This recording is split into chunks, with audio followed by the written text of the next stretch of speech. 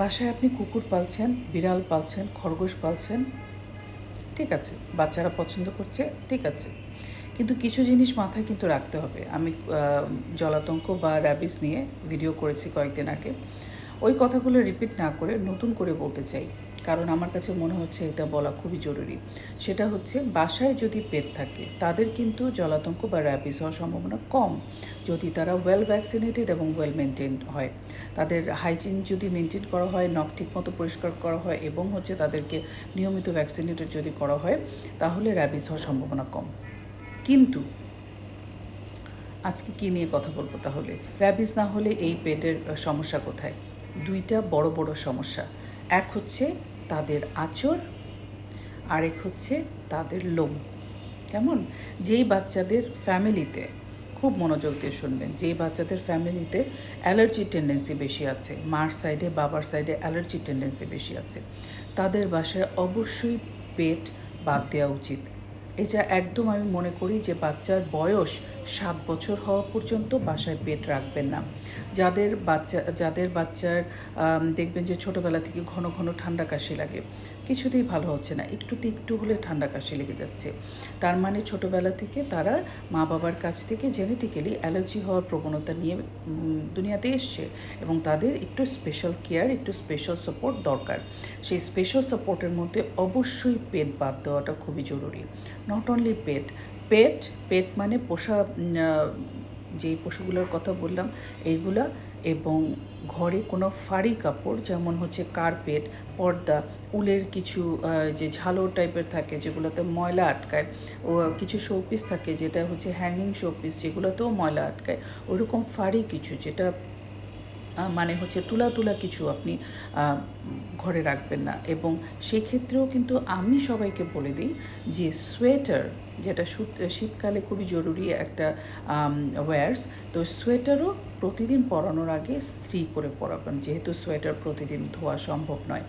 এবং অন্যান্য কাপড় যখন পরাবেন তখন সেগুলি প্রতিদিন ওয়াশ করে নতুন নতুন কাপড়, নতুন বলতে ফ্রেশ কাপড় পরাবেন, এবং যদি সম্ভব হয় তাহলে প্রতিদিন কাপড় পরানোর আগে ইস্ত্রি করে নেবেন, যদি সম্ভব হয়। আর যদি সম্ভব না হয় তাহলে পরে আপনি রোদে ভালো করে শুকিয়ে পরিষ্কার জায়গায় রেখে তাহলে পরাবেন। তাহলে ওর অ্যালার্জি, এই যে বারবার হওয়ার প্রবণতাটা আস্তে আস্তে কমে আসবে। সাথে যদি সাপোর্ট লাগে তাহলে আপনার পেডিটিশিয়ানের সাথে বসে আপনার বাচ্চার শারীরিক গঠন অনুযায়ী তার স্পেসিফিক কোনটাতে অ্যালার্জি হচ্ছে সেই ব্যাপারে আপনি আলোচনা করে তারপরে ঠিক করে নেবেন। এটা গেল প্রথম কথা। দ্বিতীয়টা কোনটা? আঁচড়। পেট যদি আঁচড় দেয় বাচ্চাটাকে, আপনি মনে করলেন যে বাচ্চা গালে গাল ঘষছে পেটের সাথে, অনেক বন্ধুত্ব তার সাথে, পেটটাও খুবই ওর সাথে পার্টিসিপেট করছে, সবই ঠিক আছে, কিন্তু পেটটা যখন ওকে আঁচড় দিল, ধরেন পেটটা ইচ্ছা করে যে আঁচড় সবসময় দেয় তা কিন্তু না, পেটটা অনেক সময় দেখা যায় যে পড়ে যাওয়ার একটা ভয় থেকে, বা পেট যখন ঘাবড়ে যায়, সে মনে করে যে সে পড়ে যাচ্ছে বা কিছু একটা হচ্ছে, তখন তার নখ বের করে দিয়ে কিন্তু সে ধরার চেষ্টা করে। ওই ধরার চেষ্টাতে যদি আপনার বাচ্চার হাত পা লেগে যায়, নখের আঁচড় লেগে যায়, সাথে সাথে সেই জায়গাটা আপনার কেয়ার শুরু করতে হবে, 0 সেকেন্ড ওয়েস্ট করা ছাড়া। কেমন?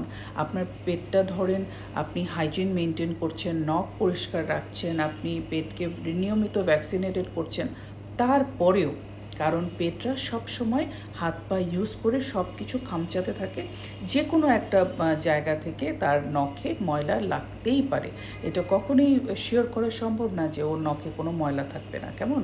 তো এই জন্য যখনই বাচ্চার গায়ে আঁচড় লাগবে, মুখে যে কোনোখানি আঁচড় লাগুক না কেন, আপনার প্রথম কাজ হচ্ছে ওই জায়গাটাকে সাবান দিয়ে ভালো করে ফেনা ফেনা করে ধুয়ে ফেলা।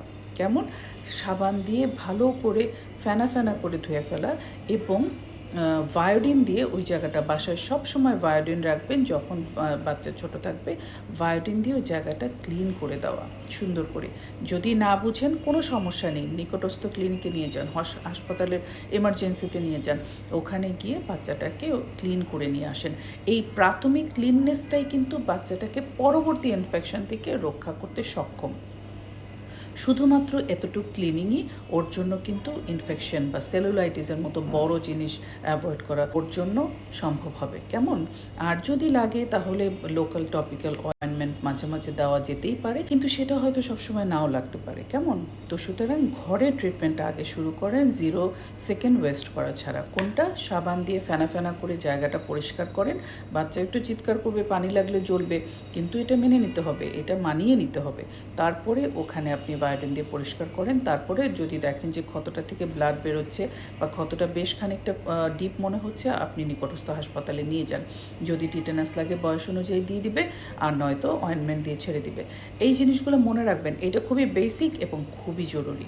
কারণ আপনার বাচ্চার ইনফেকশনের হাত থেকে আমি অনেক বাচ্চা পাই যারা হচ্ছে পেট আছে, তাদের হচ্ছে গিয়ে হাত পা চুলকোতে চুলকোতে দাগ পড়ে যায়। তো এই জিনিসগুলো মনে রাখেন, এবং আমি মনে করি যে এইগুলা মনে রেখে যদি কথাগুলা অনুযায়ী চলি, তাহলে পরে এই ধরনের সমস্যা থেকে বাচ্চাদেরকে মুক্ত করা সম্ভব, এবং হাতের দাগ, পায়ের দাগ এগুলো পার্মানেন্ট করা থেকে দূরে রাখা সম্ভব। অনেক ভালো থাকবেন, সুস্থ থাকবেন, নিজেদের সুস্থ বাচ্চা নিয়ে। খোদা হাফেজ।